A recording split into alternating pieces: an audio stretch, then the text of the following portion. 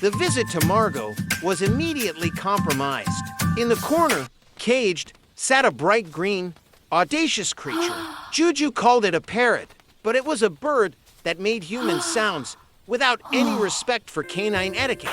Worse still, this malicious green creature started issuing commands. Sit, the parrot sharply squawked. An awkward sit was performed because the sound was too close to Zhuzhu's authoritative tone, despite coming from the wrong source. Then, speak.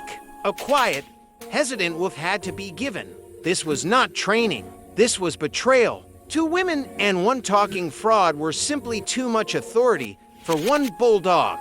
A swift retreat was necessary, and a hiding place behind the armchair was secured until the Usurper Bird ceased insulting the bulldog's dignity.